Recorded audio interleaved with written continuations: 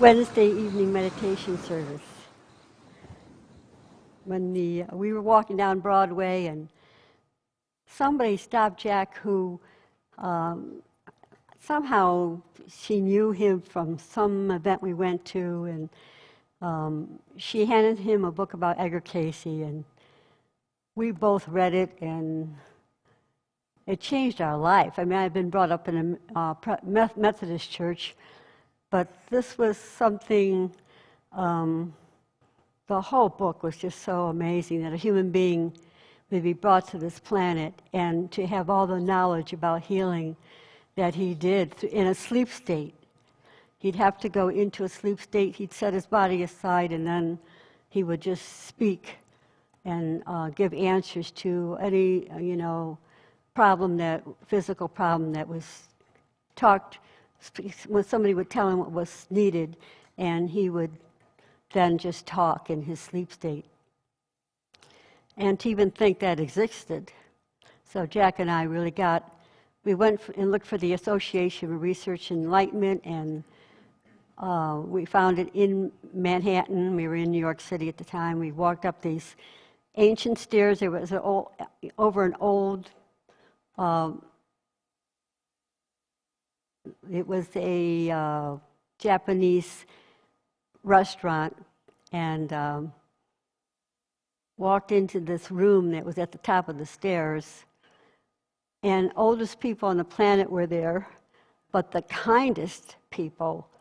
They just welcomed us in, and we did a prayer session with them, a meditation session, and then as we came in, all young people started coming up those stairs. It was a whole opening of the consciousness of this generation that was to get us back in track with meditation being the key of life, and let that wisdom come through you that came through Edgar Casey.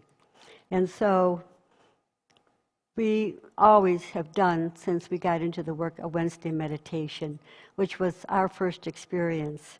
And so I'm going to do a call and response chant, and just to prepare us for when Jack comes in and speaks a little bit, and then we go into meditation to raise our consciousness, so that when I call out the healing names, the people that need healing, then that energy is so lifted, and you actually are healing people this evening. You are channels of the great divine healer. So I'm going to do a chant, and I hope you just respond. Closer than breath, you are the air. Sweeter than life, you are here. I am a wanderer. You are my peace. I am a prisoner. You are release. By your grace, by your grace, by your grace, by your grace, by your grace, by your grace, by your grace, by your grace, light of my life, guide me now, help me to see you are here. In times of strife, you are my guide. Locked in my mind, you are release. By your grace, by your grace, by your grace, by your grace, by your grace, by your grace, by your grace, by your grace, O light divine, living in me, guiding my way to be free, where there is, can read my writing, where there is darkness, you are my light, bringing my mind to release. By your grace, by your grace, by your grace, by your grace, by your grace, by your grace, by your grace, by your grace, by your grace, by your grace, by your grace, by your grace, by your grace, by your grace. I live by your grace. I live by your grace. I live by your grace. I live by your grace. Thank you.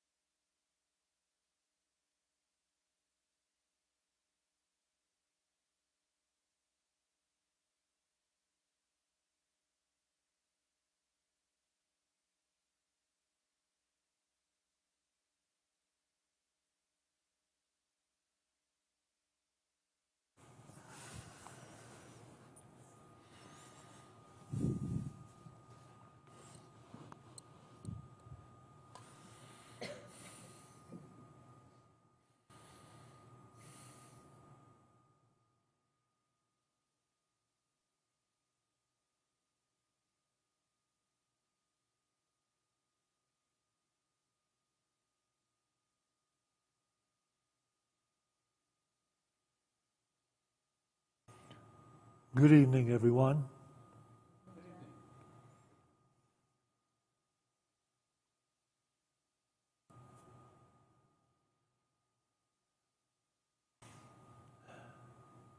Tonight, you devoted people that are here will receive the healing of your blindness. For it is not just that we are born blind, but we are kept blind by the world for a long time. But tonight, we're going to heal the blind. And you shouldn't believe that I'm talking about healing the eyes. If you've been in Unity for a while, you know that we do not see through the eyes, we see through the mind. And so it is the mind that needs to be healed. Healed of what? The mind, for most people in the world, is encrusted with false concepts and beliefs that have been taken in over the years. And it is necessary for us to be willing to have those concepts and beliefs healed, removed, purified. And that's not always easy because we've grown used to them. I'll tell you a story you've heard before. When I lived in New York City, between Riverside Drive and West End Avenue on 73rd Street, I had a roommate then, and on that time I would go down to the beautiful Riverside Park that ran along the river for miles. And when I was down there and wanted to go down and sit and consider, meditate, and do those things, there were so many areas that were destroyed by dog droppings. And all the people in New York that had dogs would have these dog walkers take their dogs for a walk in the evening or the morning and then the evening. And they'd always take them to the park, of course, because there were dog droppings already there, and it made it a process that the dogs got involved with. And it became intolerable. It was amazing how everybody in New York City that went to that park, and there were some areas that were screened off, or they had little park areas for children to play with swings and seesaws and sandboxes, but they were gated off and dogs didn't get in there. But everything else, all the grass and trees and everything, they were really inaccessible to enjoy meditation because there was too much of the dog droppings.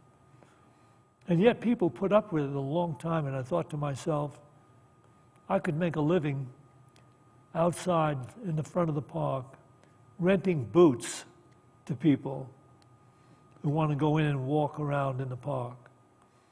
That's how stupid the whole thing was.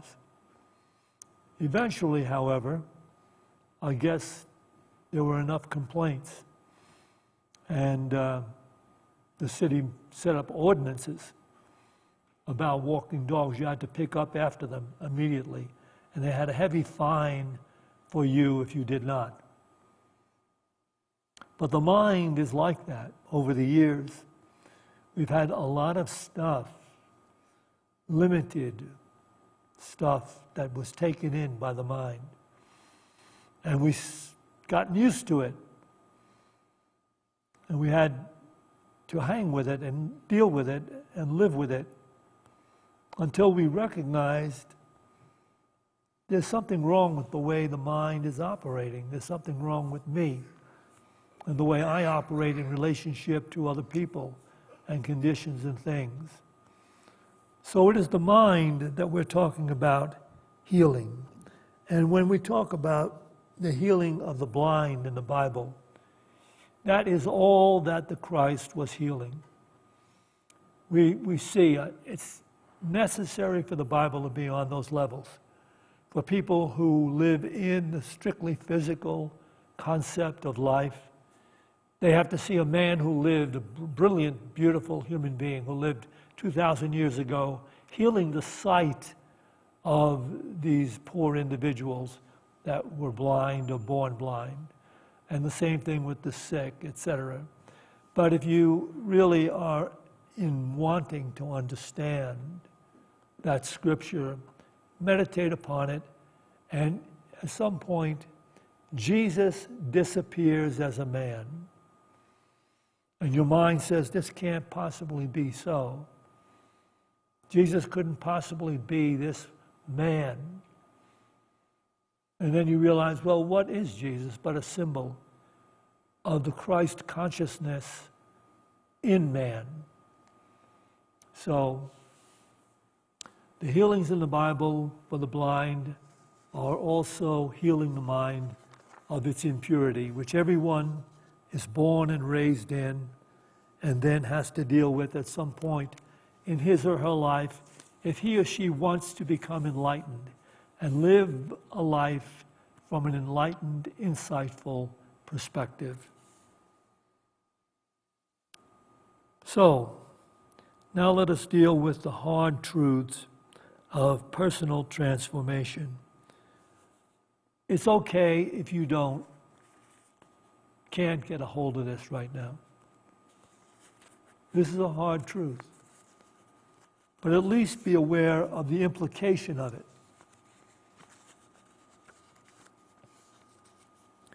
This is from the Gospel of Thomas, which never was accepted into the Bible by the early church.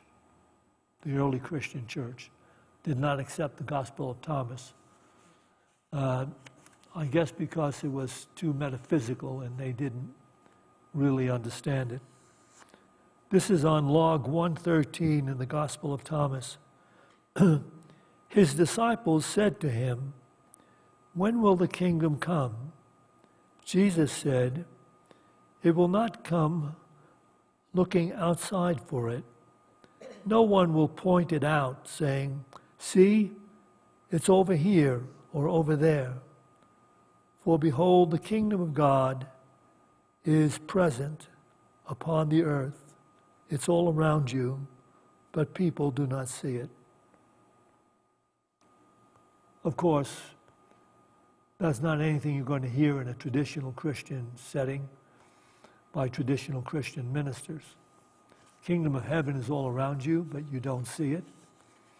What would that mean? The whole idea of building these empires, these cathedrals, is to make the people believe that heaven is someplace other than right where they are. But here's the story from the Gospel of Thomas. The kingdom of heaven is all around us, but we don't see it. And we don't see it because our minds have been corroded with limited thoughts and concepts of life and a general understanding that has been skewed by limited thinking about life.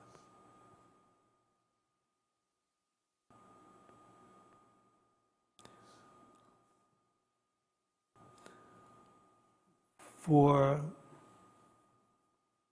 the better portion of my spiritual journey, I have been aware of consciousness. And I began with the Association of Research and Enlightenment. And I was very open to trying to understand the elements of consciousness. But I didn't have it come to me just like overnight. There were things that occurred along the way on my journey that brought some light into my understanding. And one of those conditions was a rude awakening at the Association of Research and Enlightenment, where we would spend all day Saturday doing dream interpretation and discussion and meditation. And we would do Wednesday during the week, and sometimes we'd have special events on other days during the week. But Saturday, we hung out all day long doing dream interpretation. And the leader of that particular center, that ad hoc center in New York City, his name was Joseph Mead. He was between 60 and 70 years old. He was with his wife. And he did a lot of the dream interpretation in the group work. And so one Saturday when it was all completed and we were all leaving to go home, I heard a person remark to his partner as we were going out the door. He said, Joe has to rein in his ego. He's way out there now. He doesn't give anybody a chance to interpret. And it was such a rude awakening because I had watched Joe all day and I was really in admiration of how patient, considerate, and kind he was in leading people to discover the definitions of the symbols in their dreams. And I was thinking, wow, he's amazing like that. And then at the door to hear somebody say he has to rein in his ego because he doesn't give anybody else a chance was so away from what I was thinking, but it clued me in to the fact that people see through their own minds. And I know psychologists have proven that over and over again with how many experiments. But it is true. And it is incumbent upon us to take to task our own awareness. So after conditions like that, I became more aware of my own projections. I became more aware of the judgments that people make that are unfounded. We make judgment, and they seem to be so true to the person making the judgment that their perception is so, for them, so true, and yet it can be so far from the truth. But it is what they personally believe and want to continue to believe because they can't face the fact that they're not an objective observer in a world of separate, objective conditions, people, and circumstances. They can't accept that. They may still go to another church. They may listen to dogma. They may carry on with the rituals and the senseless BS that takes place in religion and never ever get down to the fact that in order to find one's way into the consciousness one was born to eventually discover and live in, one has to take to task his or her own awareness.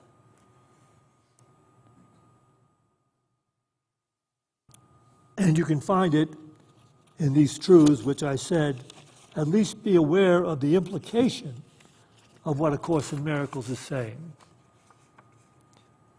It says this in the Course in Miracles text, page 344, in the new edition, 370, page 370. If you're looking for this particular paragraph, and you probably have the new edition, look for it in page 370. Yet think on this and learn the cause of faithlessness. You think you hold against your brother or sister what he or she has done to you. But what you really blame them for is what you did to them. It is not their past, but yours you hold against them. Can you imagine something like that? You hear what it's saying? It's not their past, it's not what they've come about doing that the problem is. It's in your own consciousness.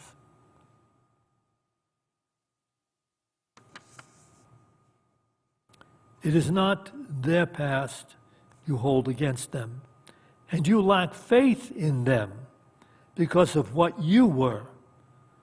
Yet you are as innocent of what you were as they are. What never was is causeless and not there to interfere with truth. There is no cause for faithlessness, but there is cause for faith. That cause has entered any situation that shares its purpose. The light of truth shines from the center of the situation and touches everyone to whom the situation purpose calls. It calls to everyone.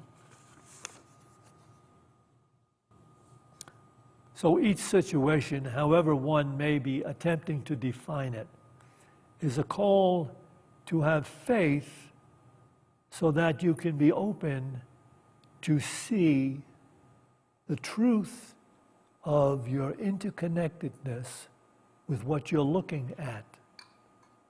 Your interconnectedness with what you're looking at. If you want those conditions and circumstances to be more in keeping with that which you refer to as harmony, healing, and peace, it must be that you have faith to look beyond your initial projection and then hold to the ideal, listen to it, because until you get it, it's going to be bothersome. Hold to the ideal that there is only God.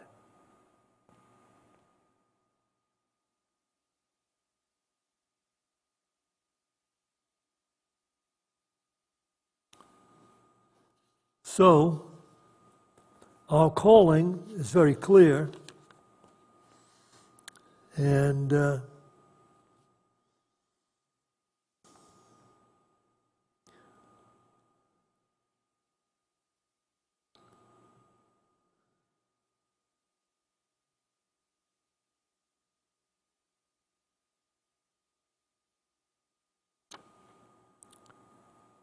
since that particular time, my early days in the ARE, I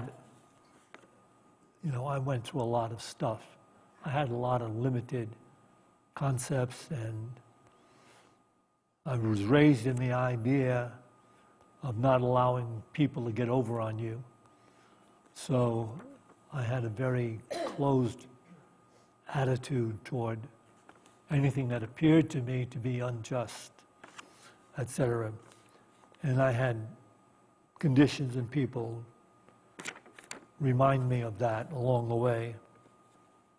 Since then, though, I've tried to be aware of my own projections as well as the projections of others. And it couldn't be said more clearly about our dilemma than it is said in the Course in Miracles on page 415 in the old text, page 445 in the new edition. Projection makes perception. The world you see is what you gave it, nothing more than that. You can understand why people flee from teachings like this. Because we have been so conditioned to believe that you should know better, get an education, be right. You have to prevail over all of those others so that you can get them to fulfill your personal expectations and desires. And so, make yourself smart. Study, be smart.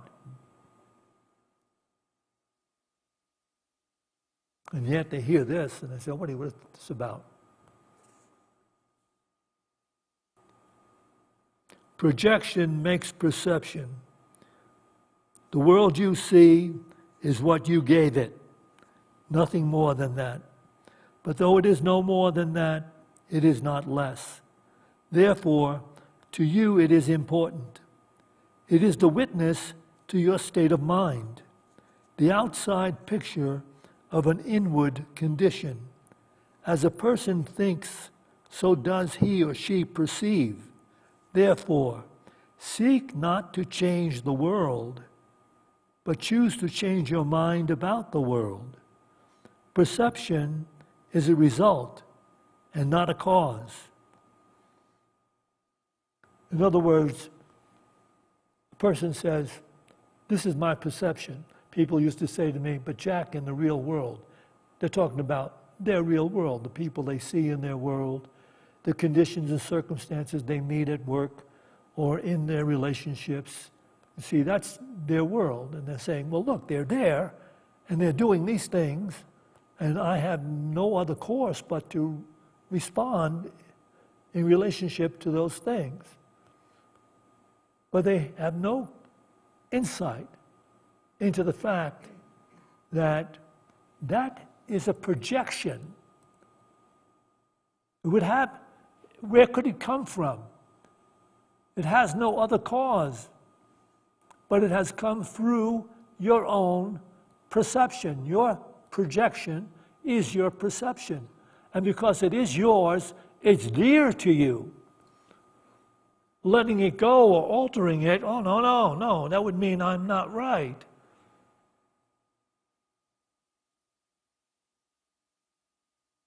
How clear can this be? I always ask myself, why would Helen Schuckman sit down and write this stuff? Because everybody that reads it either wants to get involved with it or flees from it. Therefore, seek not to change the world, but choose to change your mind about the world. Perception is a result and not a cause. In other words, what you see outside of you that you say is causing you to be upset, unhappy, vengeful, angry, depressed, they're doing that. It's taking this place at work, they're doing the same thing, and I have to deal with it, and on and on and on and on. But that's a projection. You could change that if you're willing to. Everything looked upon with vision is healed and holy. Nothing perceived without it means anything. And where there is no meaning, there is chaos. Projection makes perception. And so, nothing perceived without vision means anything. And where there is no meaning, you have chaos. It's amazing how long you can grow up in chaos. I mean, years and years and years. I grew up in chaos. Believed in it and was participating in it all the time.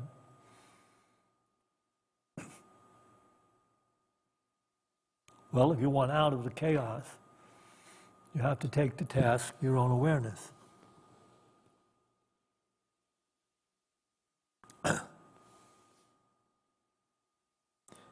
So, in conclusion, healing is not beyond us. It is not that we should seek from the limited perspective of the early experiences we may have had in religion, where the authority figures in religion told us to pray to God, and then we had to confess to a priest in order to get all right with God, I guess. The priest would take that in and then give you some penance to perform so that you would be free of the sin you came to confess. When I was growing up in Union City, surrounded by a bunch of stupid teenagers like myself, I remember we were involved in petty crimes, and sometimes we'd steal a car. But there was Rick Ravalia, one of my hoodlum friends. He said, "Okay, look, we have to stop at St. Michael's Church. I have to go to confession today." I said, what is that about? Well, I have to go and confess my sins to the priest. He knows my mother. If I don't show up today, she's going to have something to say. It was a kind of insane thing. Somebody's got to give me an opportunity to make movies about this stuff, because it is always so insane. And so he just said, just wait outside. It's no big deal. I'll be in there maybe 10 minutes. That's all. So he went in, and part of his confession, because it was a Friday, or maybe it was last Friday, that he ate meat. They used to have this taboo about, I have no idea how that came about, but you weren't supposed to eat meat on Friday, so you had to eat fish or something else. And then if you did eat meat on Friday, you had to confess it to the priest. And he'd give you some penance to do 3 Hail Marys. And, but there it all is. Look at how the whole plot in the world is to grow up ignorant. And if the people that are at top in the financial element of the world have their way, they will keep as many people ignorant as possible. They don't want people doing introspection, meditation, because if you do introspection and meditation, it's hard for someone to put the kibosh on you. It's hard for someone to con you. And so they don't want that. What they really want is consumers. So they want to do their television commercials and get you to consume everything they can sell you, no matter what, so that they can still take their days on the yacht in the Mediterranean and brag about their prowess financially. But in order to do that, they have to keep the whole civilization as stupid as they can possibly be. I had some limited response from people last Sunday when I talked about something medical. And it's just that way. Look at how divided the country is. Why is the country divided? Because if we stay divided, we remain at odds with our own insight. To be at odds with anyone causes ill feelings in yourself. So why be at odds with anyone or anything? There's so many things you can't do anything about, but why give your angst to it? Let it go and bestow peace. Bestow peace in whatever situation you find yourself. Bestow peace on all those that seems to you that they don't deserve peace. Bestow forgiveness on all those that seem to be causing all the problems and the injustices that confront you. Bestow peace. Why continue to try to, wait a minute, didn't I hear the Course in Miracles say that? Stop trying to change the world, but change your mind about the world.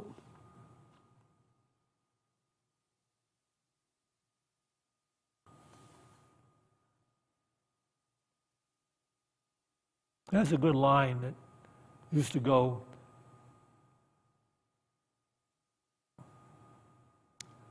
I am here only to be truly helpful. I think it works as well with the idea, I am here only to be truly peaceful.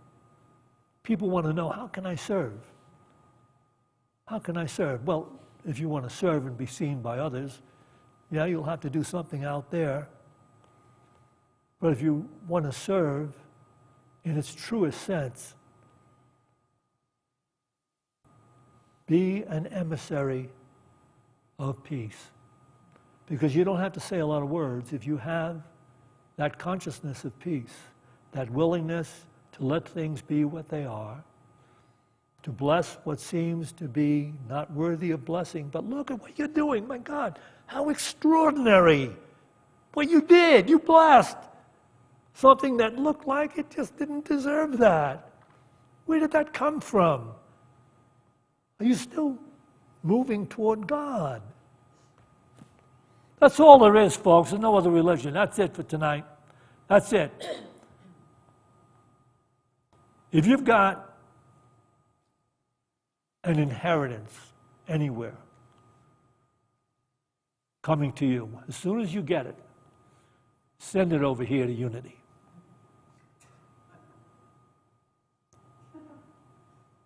What would you pay for the truth that would enlighten you? So we're going to meditate together for a few minutes.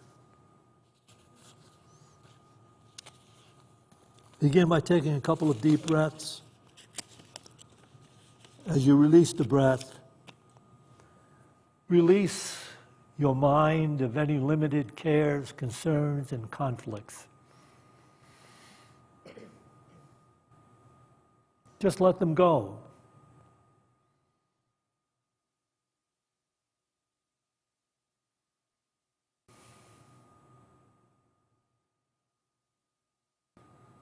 Just breathing, learning and remembering to breathe whenever you're feeling conflict, whenever you're feeling like something needs to be upbraided, something needs to be punished. Just pause and breathe. Pause and breathe. Pause and breathe your way back to peace. And we can use this particular mantra tonight for our meditation.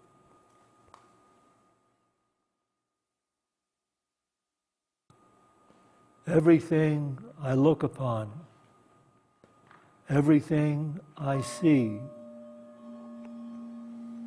is only God waiting for me.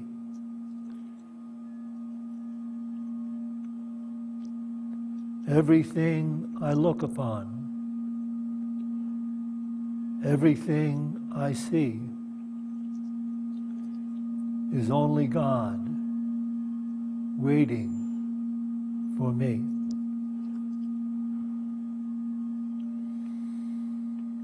Everything I look upon, everything I see is only love, forgiveness, and peace waiting for me.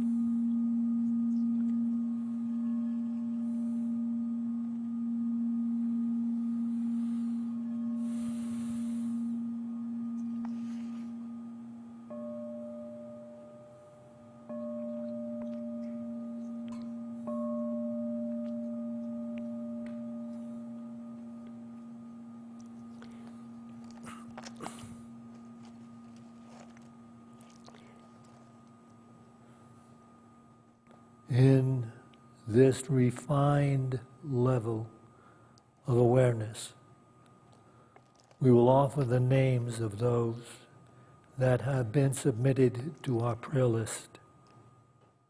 As Norma calls the name, simply sustain your peace, your being here, now, peace. Gianna Garadini and dog, veteran Stephen, animals, dogs, pets in Ukraine, Faye Russell, Bill Denyer, Tricia Rosenberg, Ben Hunter, Vivian Huckfried, Kaylee Russell, Cheryl in Portland, Oregon, Churchville, Virginia Clinic, Laura Carter, Stewart, Honey, and Tootsie, and dogs, Victoria, Tony James, Thailand people, kids detained by ICE, U.S. aid restored in Africa, Jerry Carrillo, Beth Hendrickson and family, dog near Warren Drive and Kipling Street, Mark Kelly, Haza Abdullah, Keelan Murray, Tatiana Schlossberg, Timothy Bassett and son, Jeremy Garcia, Rachel Marujo, Tanya and Cody, Pamela Diaz, grandchildren and family, Serena Hotspitz, Chris Boyd, Laura Hanson Beard, Sean, Mark, Judy, Louie Jordan, Cheyenne and family, Tim, Jeannie, Chloe, Michael, Diane, Melinda, Ben L., Ben I., Joyce, Nick, Celeste, Sal, Ruth, Lisa, Michelle, Trudy, Michael, Akol, friends and family, migrant workers, immigrants, refugees, LGBTQ community, poor in finances, poor in spirit, legal clients, Jay and Dad, Rigpa and Penn, Judy, Andrew and Lauren, Brady and Haley,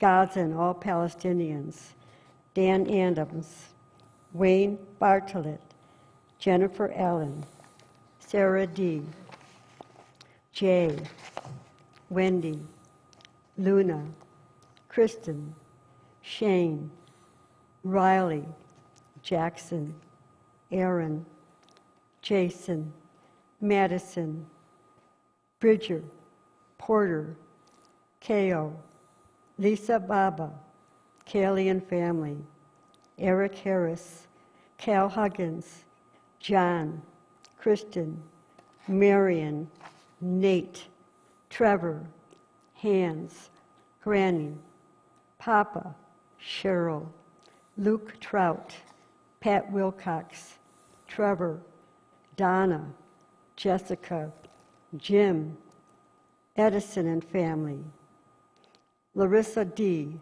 Mark, Patricia O., Billy, Amy, Teresa S., Johnny and Tristan, Aaron, Robin, Sebastian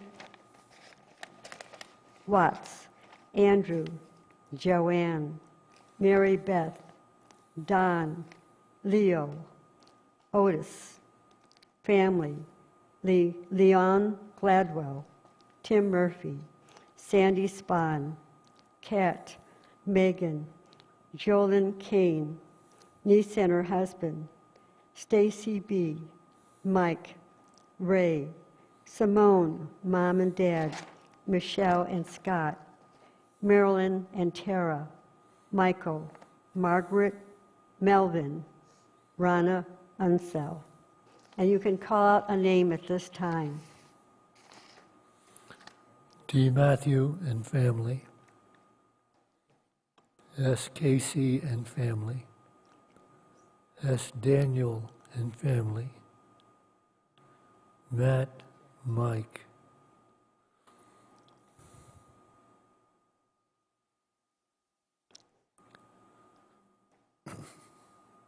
You see this healing light surrounding the prayer box, and all the people whose names have been submitted throughout the month. We see them healed, physically, mentally, and spiritually.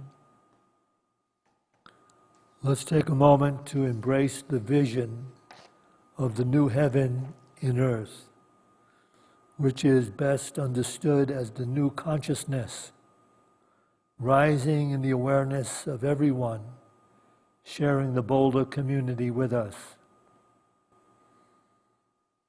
And this new, expanded universal awareness rising in the consciousness of everyone, sharing the state of Colorado with us. And this divine awareness, rising in the consciousness of everyone, sharing these United States of America with us. And this consciousness spreading to every nation in the world, to every religion, to every culture, to all the creatures, restoring the pristine majesty and harmony of divine consciousness. As we pray, the light of God surrounds us. The love of God enfolds us. The power of God protects us. The presence of God watches over us. Wherever we are, God is, and God is love. To this we say, Amen. We will take an offering for unity now. Do we have anybody taking an offering tonight? Nobody. Huh? No. Oh, okay, yeah, come on up, Joel, you can do it. They can come up forward and put it in this Yeah, bowl. the bags aren't even out here tonight. Here. They can put it in here. Oh, wait, he's not going to be able to carry that. Come here. Put that down here. He's just taking it in his hand. Take a 20% cut too, Joe. There's a presence moving softly in the quiet of my being, calling softly all the while. One heart, one mind, one light, united and divine. There's a presence moving softly in the quiet of my being, calling softly all the time. One heart, one mind, one light, united and divine.